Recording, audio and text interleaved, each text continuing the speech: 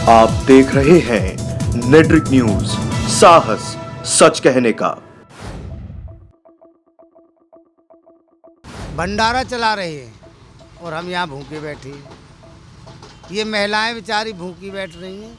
ये सुबह से काम छोड़ के आई हैं, आपके सामने आप देख रहे हैं, खुद ही ये बैठे हैं। ये सब भाई कितनी दुखी हो गई है। विधायक को पकड़ लेंगे और यहाँ लाएंगे, उससे पानी ढुलवाएंगे, टैंकों से पानी भरवाएंगे कि हमारे घर में डाल। सरकारों को यहाँ से मतलब वोट दे करके जिताते रहे और वो लोग यहाँ से, क्योंकि हम लोग रहते हैं सड़क के इस तरफ 24 NH 24 के इस तरफ, और जो भी हमारे प्रतिनिधि होते हैं वो चुने जाते हैं, वो रहते उस तरफ, तो वो इसलिए इधर को फिर ध्यान नहीं देते क्योंकि बीच में रोड पड़ जाती है। कागजों में नहीं है तो जबान पे है, बस झूठे, मतलब झूठ बोलना। यहाँ से हमने बालीसुर त्यागी जी को जिताया, यहाँ से हमने कहा नाम कि रामेश्वर तोमर को जिताया, यहाँ से हमने राजनाथ सिंह को जिताया जो आज रक्षा मंत्री हैं हमारी, और मैं उनका यहाँ प्रतिनिधि भी रहा हूँ। घोड़ा में इस समस्याएं तो सारी समस्याएं हैं, जितनी भी समस्याएं हमने अपनी जो हमारी मांगे रखी हैं इसमें सारी समस्याएं हमने लिखी हुई हैं।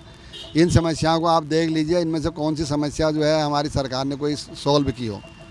सब समस्या ही समस्या, ना यहाँ कोई अस्पताल है, ना कोई स्कूल है, ना यहाँ पे जो है कोई प्रसूति केंद्र है। लेकिन यहाँ के विकास के नाम से वोट ले लेना और उसके बाद में ढाक के 3 बात छोड़ देना कि ये तो विधायक और सांसद हिटलर है और हमारी जनता भोली वाली है। ये हमें मालूम चला, पता लगा, क्योंकि ये हमसे बार बार छल के, बहला के, झूठ बोल के वोट ले जाते हैं।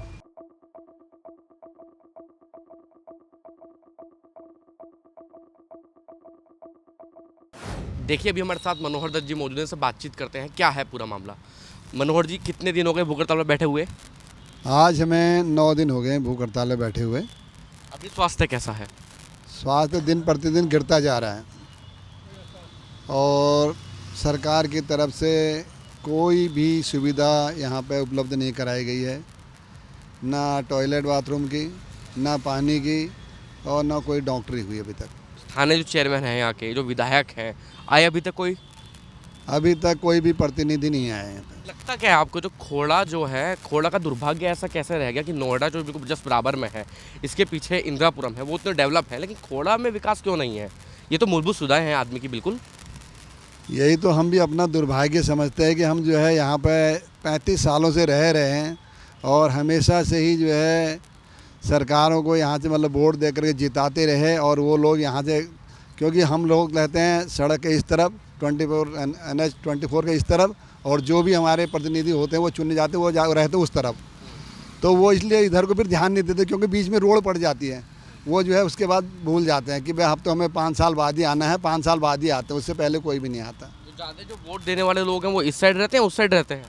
ज़्यादा वोट देने वाले लोग तो हमारे यहाँ पर कम से कम मेरे ख्याल में 2.25 लाख वोटर हैं, और बाकी ज़्यादा वोट उधर ही मिलते होंगे, तो उनको इसलिए उधर ही रहते हैं, वो इधर नहीं आते। खोड़ा की जो आम समस्या क्या है? क्योंकि खोड़ा के बारे में जब भी मैं यहाँ पे रिपोर्टिंग करने आया हूँ, एक पानी की निकासी तो मैंने खुद देखी है, पानी तो भर जाते हैं बारिश में, और क्या क्या समस्याएं हैं खोड़ा में? इस समस्याएं तो सारी समस्याएं हैं, जितनी भी समस्याएं हमने अपनी जो हमारी मांगे रखी हैं इसमें सारी समस्याएं हमने लिखी हुई हैं। इन समस्याओं को आप देख लीजिए, इनमें से कौन सी समस्या जो है हमारी सरकार ने कोई सॉल्व की हो। सब समस्या ही समस्या, ना यहाँ कोई अस्पताल है, ना कोई स्कूल है, ना यहाँ पे जो है कोई प्रसूति केंद्र है, ना यहाँ पे जो है तुम्हारा क्या नाम कहते हैं कोई शमशान घाट नहीं है, ना कोई जो है हाई टेंशन तार हैं, 11,000 की लाइनें खुली तारें हैं, और वो खुली तारों से कई दुर्घटना हो गई। मेरे घर के पास में 3 मौतें हुई हैं, और जब ऐसी घटना घटती है तो उस समय तो हरकत में आते हैं, और उसके बाद 2 दिन 3 दिन बाद फिर वो सुनने कोई नहीं आता, फिर वो गायब हो जाते हैं। बीच में अभी मेरे घर के आगे ही एक लड़का जो है ऐसे ही अपने मकान के छत से जो है, जबकि दूर था वो, पता नहीं तार ने कैसे खींच दिया, छोटा बच्चा था, तो उसका बाप उसको पकड़ने गया, तो बच्चा तो बच गया, बाप मर गया। तो हम लोगों ने खुद धरना दिया वहाँ पर जा कर के 62 में बिजली घर पे, तो उन्होंने एकदम से उसी दिन पता नहीं कहाँ से वो सड़ी हुई केबल लेके आ गए, और वो केबल को आधे अधूरे जहाँ पर उसके घर उतने में लगाने लगे।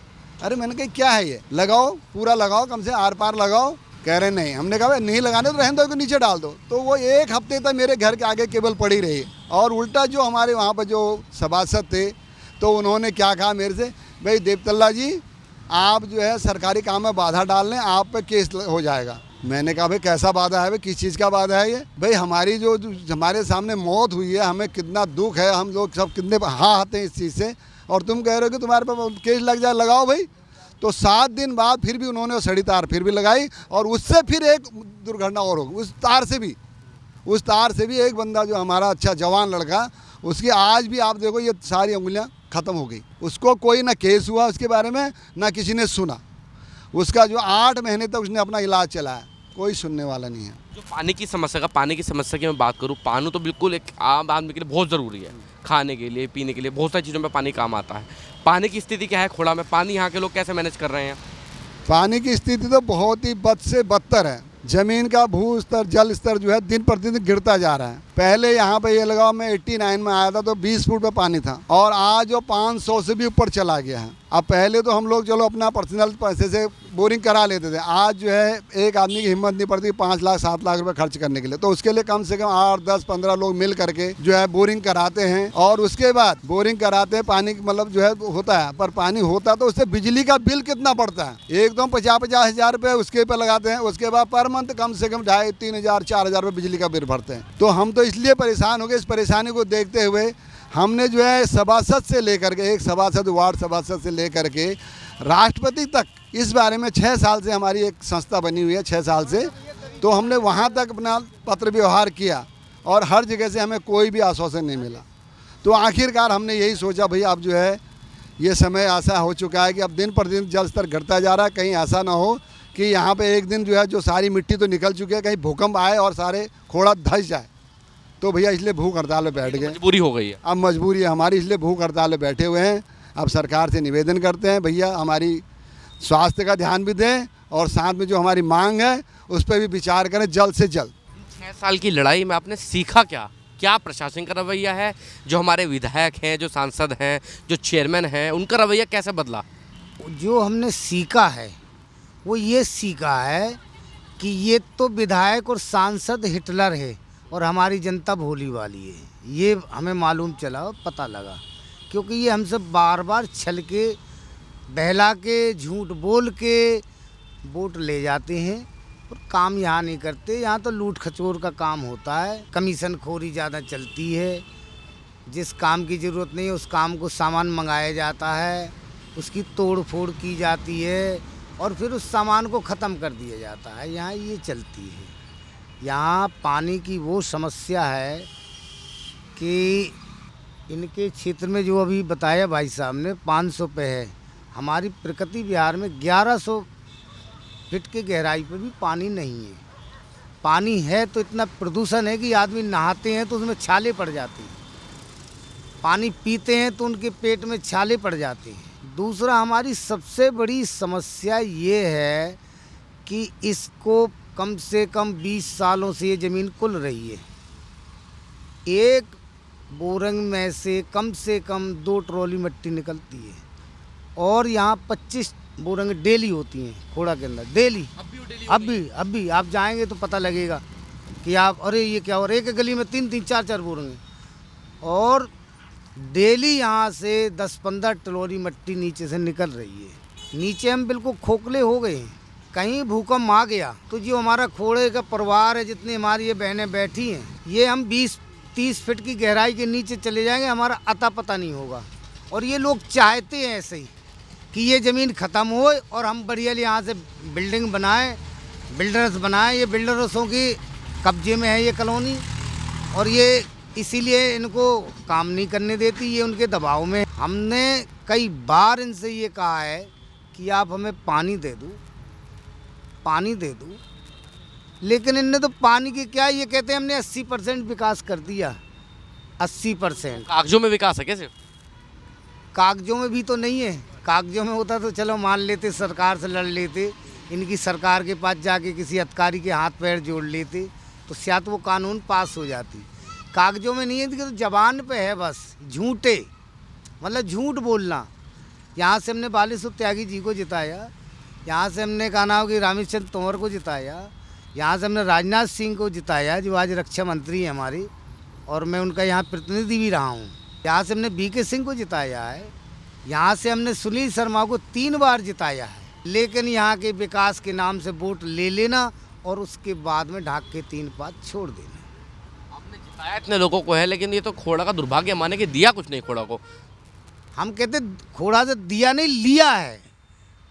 खोड़ा से इतना कुछ लिया है इन्होंने कि अपने इन्होंने जो इनकी इच्छाएं थी वो इन्होंने पूरी करी है। यहाँ से जो भी इनकी इच्छाएं थी वो खोड़ा से कमा के इन्होंने वहाँ आप देख रहे हो। आप हमारे विधायक जी भंडारा चला रहे हैं और हम यहाँ भूखे बैठे हैं। ये महिलाएं बेचारी भूखी बैठ रही हैं। ये सुबह से काम छोड़ के आई हैं, आपके सामने आप देख रहे हैं, खुद ही ये बैठे हैं। ये सब भाई कितने दुखी हो गई, कितने दुखी हो गई। ये जितने भी प्रतिनिधि हैं एक भी सच्चा नहीं है, झूठे हैं, और इन झूठों का हम विश्वास नहीं करेंगे। हम जब तक मुख्यमंत्री से बात नहीं कर लेते हम यहाँ से उठेंगे नहीं, मर जाएंगे, हटेंगे नहीं। जो स्थानीय प्रतिनिधि हैं, कोई आया अभी तक आप लोगों को? 10 दिन हो गए हैं बैठे हुए। 10 दिन बहुत बैठता हूँ मैं बुकर ताल पर बैठने के लिए। कोई नहीं आया अभी, यहाँ कोई नहीं आया, कोई प्रतिनिधि नहीं आया।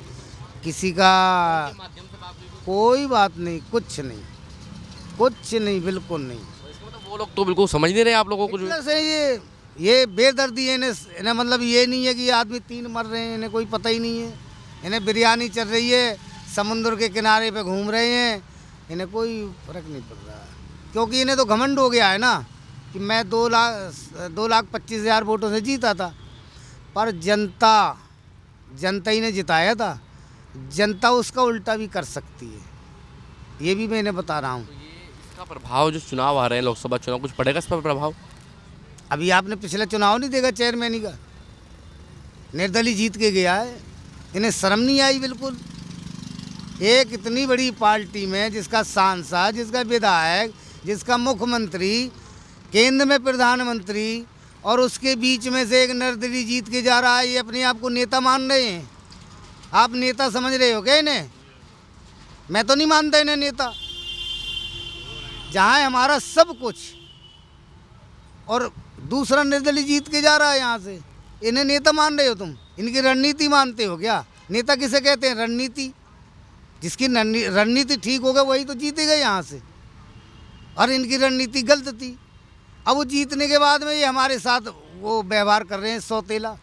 यही बात हुई कि आप लोगों ने उनको जिता दिया। नाम नहीं, अरे इनको ये समझाओ ना आप जाके कि अरे भैया इतना मान रख, सरकार तेरी है, मुख्यमंत्री मेरा है, तेरा है, काम होगा तो मुख्यमंत्री का नाम होगा कि मेरा नाम होगा। वोट अभी हमें चाहिए प्रधानमंत्री के लिए चाहिए कि इनके लिए चाहिए? वोट मिलेगी तो हमें योगी जी के लिए चाहिए कि इनके लिए चाहिए? हमें तो योगी और मोदी से मतलब है। ये हमारे दोनों एक बहुत अच्छे नेता हैं, अच्छा काम कर रहे हैं, सुनते हैं, और जो उनके एक बार कान में चली जाए तो शायद हो सकता है वो ये भी काम कोई ज़्यादा नहीं है। मेरी अभी इन भाई साहब से बात हो रही थी, कह रहे हैं 2-3 बार योगी जी से भी मुलाकात हुई है संबंध में, कहा कि मैं खोड़ा को पानी दूंगा, तब भी कोई कार्रवाई नहीं है अभी तक। वो इनकी खींचातानी से, विधायक और सांसद में खींचातानी चल रही है। वो सोच रहे अब सांसद का चुनाव आ रहा है तो मैं पानी ना दूं तो सांसद हार जाएगा। विधायक सोचता है कि अब इसके चुनाव आएंगे जब मैं काम नहीं करूंगा। ऐसे कैसे सरकारें चलेंगी? हमारी सरकारें बनेगी कैसे? कैसे इनको कानाव की बहुमत मिलेगा? सारा प्रभाव खोड़ा में क्यों दिख रहा है? गाजियाबाद में और भी तो इलाके हैं। सब जगह पूरा है। आप किसी भी गाजियाबाद में चले जाइए, आप जहाँ जहाँ ये बीके सिंह और का नाम सुनील शर्मा है, वहाँ गुटबाजी चल रही है इनकी। गुटबाजी की वजह से ये काम नहीं हो रहे। भोली वाली जनता के झूठ बोल के, फ्रॉड करके वोट ले जाते हैं। सुनते नहीं। आपकी बातें नहीं मानी गई तो आगे का स्टेप क्या होगा? आगे का कदम क्या होगा? ये हमारी लास्ट लड़ाई है। अब हमारे जो मन में आएगा वो हम वो कर डालेंगे। अब हम रोड जाम कर देंगे, हम तोड़ फोड़ कर देंगे, हम विधायक के घर के घेर देंगे, विधायक को पकड़ लेंगे और यहाँ लाएंगे, उससे पानी ढुलवाएंगे, टैंकों से पानी भरवाएंगे कि हमारे घर में डाल। और क्या कर सकते? ये भी मजबूरी हो गई। मजबूरी है, बताइए। एक एक आदमी एक दिन में, ये बैठे सामने हमारे श्रीकांत गुप्ता जी, 300 रुपये रोज़ देते हैं पानी के।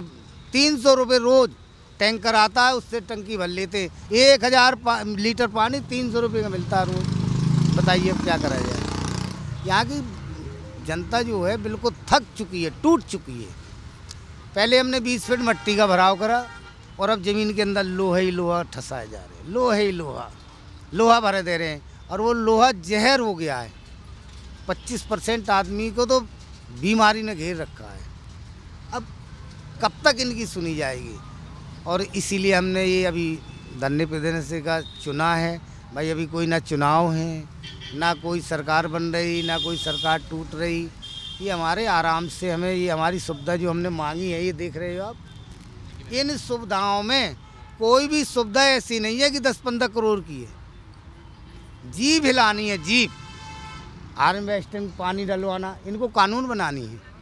पेड़ लगवाने, ये पेड़ों पे जब लगाते हैं, जब देखा है आपने, आए हाय कितने बड़े बड़े नेता कितने पेड़ लगा रहे हैं, और अब चले जाओ आप, एक पेड़ नहीं दिखाई देगा।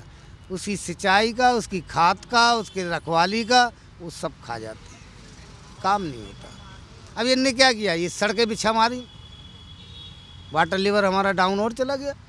कानून को ना बनाने से पहले और ये सड़कें बना दी।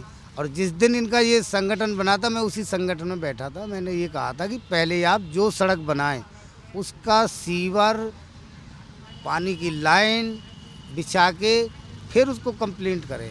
हार्वेस्टिंग का काम साथ के साथ लोगों से करवाएं और उसके बाद ये सड़क बनाएं। नहीं करी इनने, नहीं सुनी किसी की, सुनते नहीं है ना। ये तानाशाही है। ये तानाशाही के आगे क्या करें, यही है कि अपनी जान दे देते हैं, जान देंगे। हमें पानी है, चाहिए तो चाहिए। अब हमने इन्हें छोड़ेंगे नहीं, बख्शेंगे नहीं। अब हम सरकार से टकराएंगे।